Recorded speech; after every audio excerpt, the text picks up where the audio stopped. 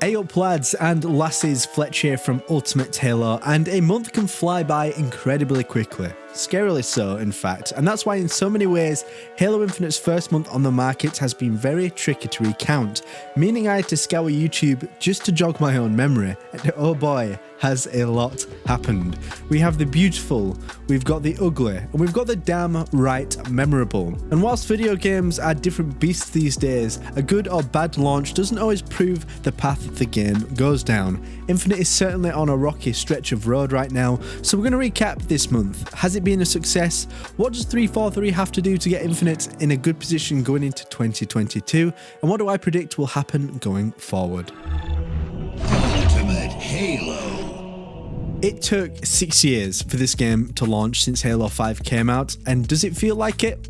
Honestly, it's hard to say because the campaign was fantastic. Whilst not perfect, I enjoyed every second I spent with it. Having assessed the reviews online, overall they do seem to be positive, especially with it getting a Metascore of 81 and a user score of 8.5, which I think is quite admirable.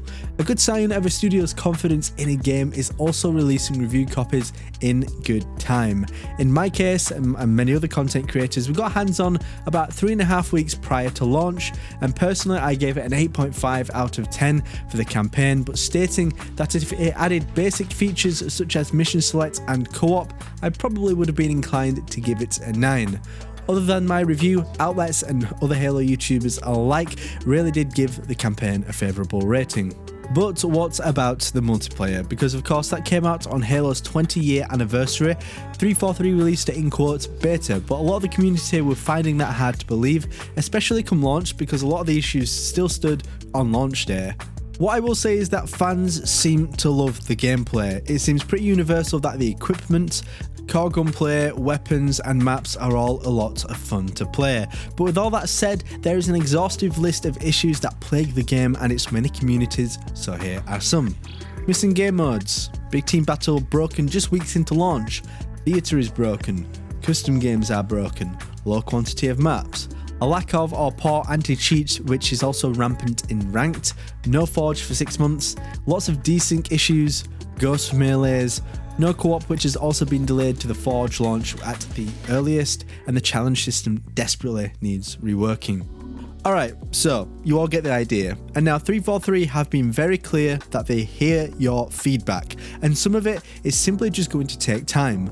Some quick fixes they implemented for fans' dissatisfaction with the progression system was that you do not get XP for playing games, which you absolutely should. I don't know why this wasn't a thing in the first place. So now you do get a challenge for each game you complete and you get XP as a result.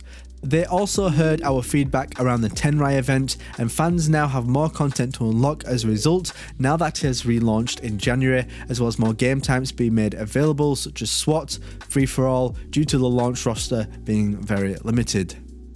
So for the multiplayer side of things and all the issues people have been reporting, what are 343 doing? Well, they've made it clear that they were taking a break over the holidays, and honestly, I think they should. A lot of people seem to be quite frustrated in the fact that they took time off whilst there were so many issues plaguing the game. But would you rather take a break, come back feeling refreshed and do a better job than actually kind of bodge it in the long run? So whilst there are no plans or no roadmap set out just yet, I would not expect this immediately due to the problems being so varied, but I will expect some level of response soon from 343, ideally the sooner rather than later. Okay, so that is what has been happening on the multiplayer front on 343's end, but what exactly has the community been up to? Oh, you know, just having their own subreddit locked for nothing major. Yeah. Anyway, look, I get feedback from fans and I understand that we're all passionate. Hell, if you're sitting here watching a 26-year-old man talk about video games, you've got to love it, right?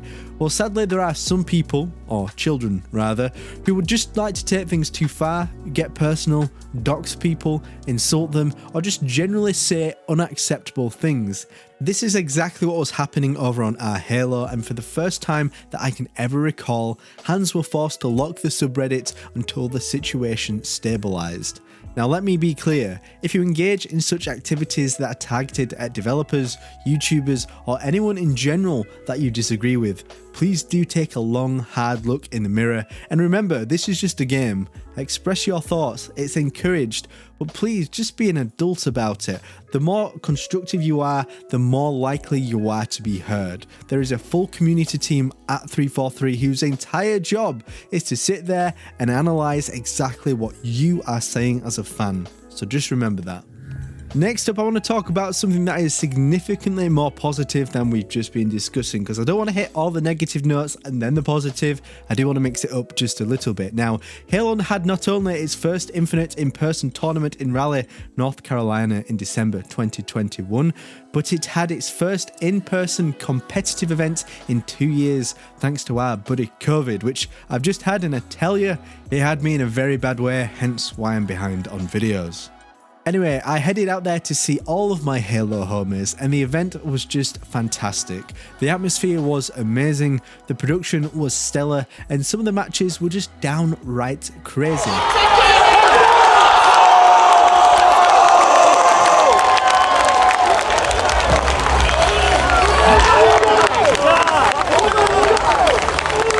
Game 5, baby! Game 5, baby! Fucking Game 5. This was my first time really getting into a HCS event, and I tell you, this will not be my last. And having spoken to so many of the people there, a lot of them agreed that this event took them right back to the Halo 3 days for so many reasons. And as a bit of a Halo 3 fanboy, this fills me with love, hope, and optimism. Now, of course, there were issues on day one if you were keeping up with the events, which had the team playing catch-up on Saturday. Sadly, there were lots of crashes. I remember one match crashed 5 times, which I'll be honest, is a bit of a joke, and it's further evidence that custom games are broken and severely need addressing as soon as possible. If I was to put myself in the pro seats and put up with what I had to see, I would be close to walking away, but man, I really do feel for Space Station Gaming in this event. They got screwed in so many ways. But other than that, I cannot fault the event, and if there are any Halo fans on the fence going to a future event and you're not sure, I can give you a personalised Ultimate Halo guarantee that you will not be disappointed. I was also going to vlog pretty much the whole thing, but I was either intoxicated half the time or hungover the rest of the time, so maybe next time, who knows. So, it's time for the elephant in the room. The store. Yes, okay. Oh mama. Okay, has this thing been controversial? Absolutely, and fans have made it clear they are not happy, and in fact, that's probably an understatement. I've not really hashed on it too much on the channel, mainly because my thoughts align with pretty much everybody else's, and I've already touched on it in previous videos, but simply put, fans aren't happy with the prices of the items and how it handles cores and various armor pieces. We'll use one of the latest examples of Enlightened Path on the store as an example of what fans do not like. First of all, this is 2,000 credits, which equates to £16 or roughly $20. In this, you get an effect set with some emblems and a nameplate. Right? Now I can't even get my words out. Alright, so a lot of people have complained about this event even taking place in the first place, especially when 343 said, okay, we hear all of your feedback. But in 343's defense, this was already planned prior to launch, and they couldn't change much with them being off for the holidays. But nonetheless, 343 really do need to have a rethink, because this is one of the key things I think people are unhappy.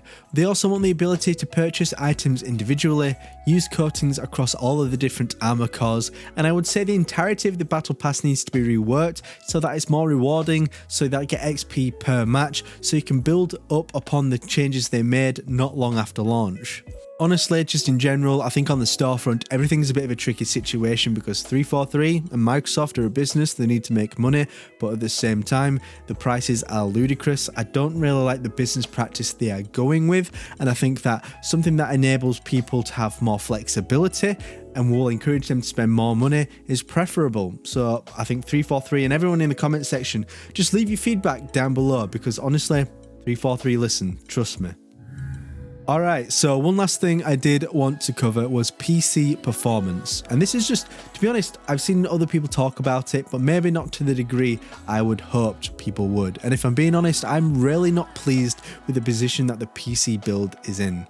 Now, this is obviously a very specific problem to me and content creators, but I can stream pretty much every other modern game, but for Infinite I have to knock the settings down, frame rate and resolution just so I can just about get it functional on stream, and it uses up a lot of system resources when I already have a pretty damn beefy PC.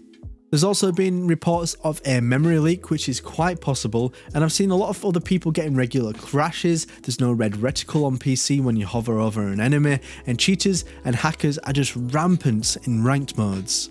I hope 343 have the means to change all of this, and I do hope they do it quickly, because the longer it goes on, the longer I feel the game's population will suffer on PC.